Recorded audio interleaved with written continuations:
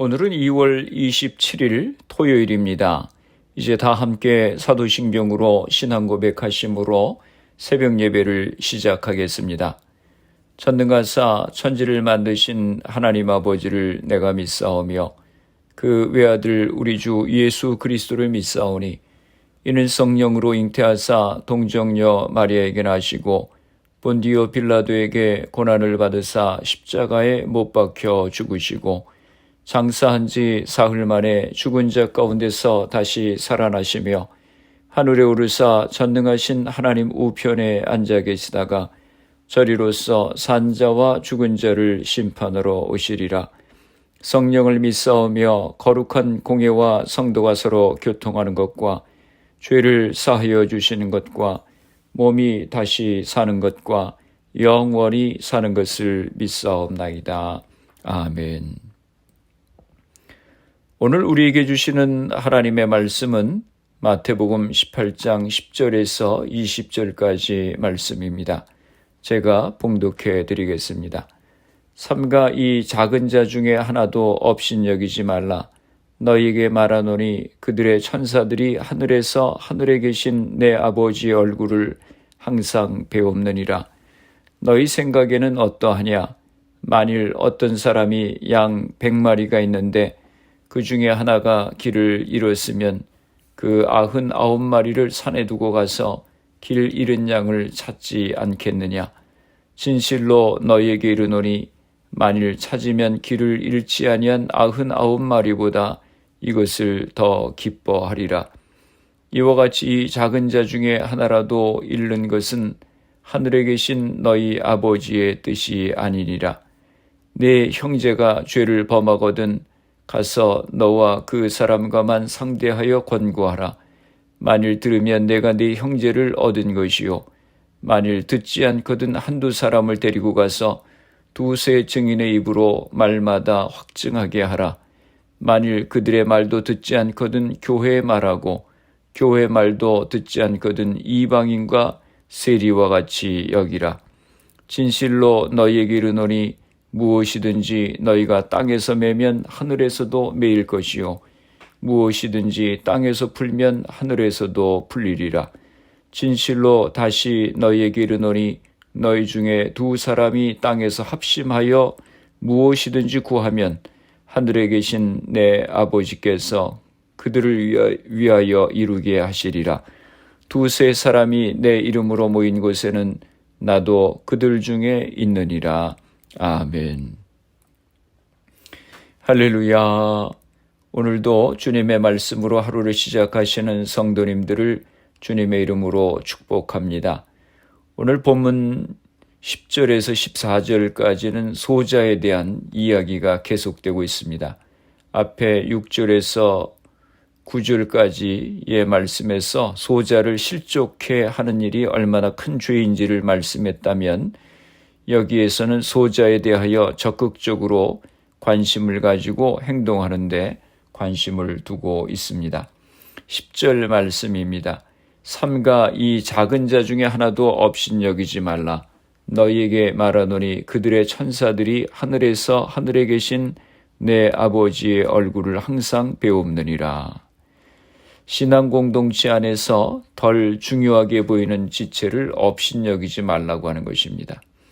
아마도 마태 공동체 안에 그런 일이 있었던 것 같습니다. 그들의 천사들이 하늘에서 하늘에 계신 내 아버지의 얼굴을 항상 배옵느니라 라고 했습니다. 예수님 당시 유대인들은 하나님께서 각 사람에게 수호천사를 임명해 두셨다는 믿음을 가지고 있었습니다. 이 수호천사는 하나님과 인간 사이에 중재 역할을 하는 존재입니다. 여기에서 예수님께서는 다른 사람에게 행한 지극히 사소한 일도 하나님께 모두 알려진다고 하는 사실을 강조하고 있습니다. 12절 말씀입니다. 너희 생각에는 어떠하냐? 만일 어떤 사람이 양 100마리가 있는데 그 중에 하나가 길을 잃었으면 그 99마리를 산에 두고 가서 길 잃은 양을 찾지 않겠느냐? 작은 자에 대한 하나님의 관심은 길 잃은 양 비유를 통해서 강조되고 있습니다. 길 잃은 양은 본문에서 불신자를 말하고 있는 것이 아니라 믿음을 잃어가고 있는 사람을 가리키는 것입니다. 그 99마리를 산에 두고 가서, 이 말씀은 목자가 길 잃은 양 한 마리를 찾기 위해서 99마리 양들을 산에 버려두었다고 하는 의미가 아닙니다. 그 당시 목자들은 여럿이서 같이 양들을 쳤었기 때문에 1세기의 청중들은 이 이야기를 들으면서 그 99마리를 다른 목자에게 맡겨두고 찾으러 나갔다고 생각했을 것입니다. 이 비유의 초점은 99마리의 상태에 있는 것이 아니라 한 마리마저도 버리지 않는 목자의 심정에 있습니다. 13절입니다. 진실로 너희에게 이르노니 만일 찾으면 길을 잃지 아니한 99마리보다 이것을 더 기뻐하리라. 이 말씀은 잃어버린 양을 찾은 기쁨이 그 양이 다른 양들보다 더 가치가 있음을 의미하는 것은 아닙니다. 오히려 목자의 기쁨은 모든 양들에 대한 관심, 배려, 그리고 사랑의 깊이를 보여주는 것입니다. 14절입니다. 이와 같이 이 작은 자 중에 하나라도 잃는 것은 하늘에 계신 너희 아버지의 뜻이 아니니라. 지극히 작은 소자라도 업신여기지 말고 존중해야 하는 이유가 바로 여기에 있습니다. 그것은 하나님의 뜻이 아닙니다. 인간에게는 작은 자와 큰 자가 있을 수 있을지 모르나 하나님께는 모든 사람이 똑같다고 하는 것입니다. 그러므로 우리는 우리 눈에 보이는 대로 사람을 대해서는 안 된다고 하는 것입니다. 우리들은 신앙 공동체 안에서 때로 외모로 사람을 판단하는 실수를 범할 때가 있습니다. 학벌로, 물질로, 직업으로 등등 이러한 우리들의 마음을 조심하고 모든 성도들을 주님의 사랑으로 대하고 관심을 갖고 섬기는 우리들 모두가 되어야 할 것입니다. 15절에서 20절의 말씀은 죄를 지은 형제에 대한 태도에 대해서 말씀하고 있습니다. 15절입니다. 내 형제가 죄를 범하거든 가서 너와 그 사람과만 상대하여 권고하라. 만일 들으면 내가 네 형제를 얻은 것이요. 만일 형제가 자신에게 구체적인 죄를 범했을 때 어떻게 해야 하겠느냐라고 하는 질문입니다. 여기에서 형제는 교회 안에 있는 사람을 가리키는 것입니다. 예수님은 이 경우에도 모른 척하라고 말씀하지 않으십니다. 분명히 그 문제를 다루어야 한다고 하는 것입니다. 하지만 매우 조심해야 합니다. 예수님은 세 단계의 구체적인 지시를 주십니다. 첫 번째 단계는 개인적인 단계입니다. 가서 너와 그 사람과만 상대하여 권고하라 라고 하셨습니다. 여기서 그 사람이 자신의 죄를 인정하면 다행스러운 일입니다. 그러나 그렇지 않을 경우도 있습니다. 그러면 두 번째 단계로 넘어가야 합니다. 16절입니다. 만일 듣지 않거든 한두 사람을 데리고 가서 두세 증인의 입으로 말마다 확증하게 하라. 한두 사람을 데리고 가서 자신이 한 판단이 주관적인 사견이 아니라고 하는 점을 확실히 해야 한다고 하는 것입니다. 유대인의 전통에 따르면 어떤 사건이 성립되려면 두 사람 이상의 증인이 필요합니다. 두 사람 이상이 같은 증언을 하면 그것은 객관적인 사실로 확정되게 되는 것입니다. 이 정도가 되면 대부분의 사람들은 자신의 잘못을 시인하게 됩니다. 하지만 여기에서도 인정하려 들지 않으면 세 번째 단계로 넘어가야 되는데 이것은 마지막 단계입니다. 17절입니다. 만일 그들의 말도 듣지 않거든 교회의 말하고 교회의 말도 듣지 않거든 이방인과 세리와 같이 여기라. 이 마지막 단계에서는 할 수 없이 공론화시키는 단계입니다. 교회에게 말하는 것입니다. 교회 전체가 사정을 듣고 판단하고 그 사람의 잘못을 확정하는 것입니다. 교회 이 권고가 받아들여지면 좋지만 그렇지 않으면 그 사람을 이방인과 세리와 같이 여기라고 했습니다. 그 사람과의 교제를 끊는 것입니다. 그 사람에게는 더 이상의 희망이 없기 때문입니다. 하지만 이 세 단계의 처리 과정에서 돋보이는 점은 정죄적인 태도가 아니라 죄를 지은 상대방에 대한 세심한 배려입니다. 마지막까지 그를 죄로부터 돌이키기 위해서 노력하는 태도가 강조되고 있는 것입니다. 이 말씀의 말미에서 예수님은 교회에 대한 매우 중요한 말씀을 연결해 주십니다. 18절입니다.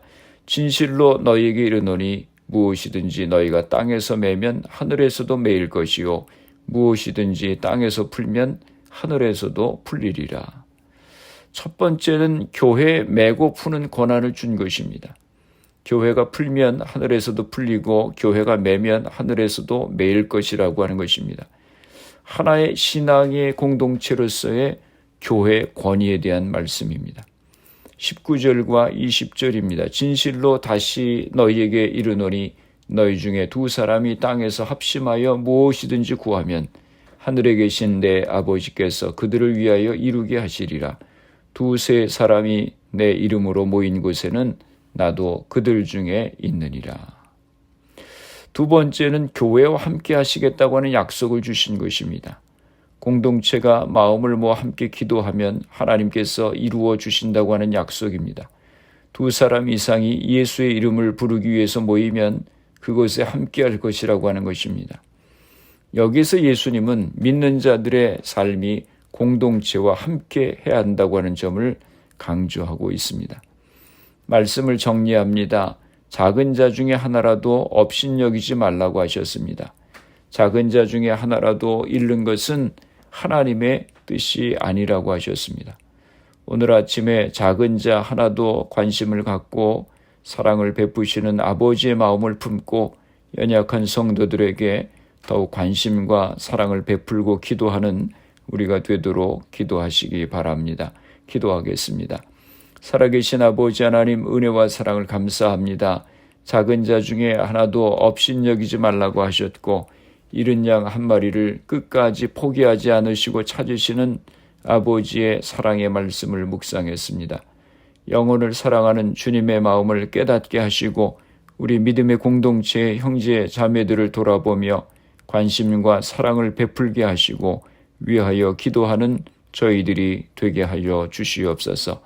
사순절을 지나고 있습니다. 우리의 허물과 죄로 인하여 주님이 고난당하시고 십자가의 죽으심을 기억하게 하시고 우리의 죄를 회개하며 주님의 제자의 삶을 살아갈 수 있는 저희가 되게 하여 주시옵소서.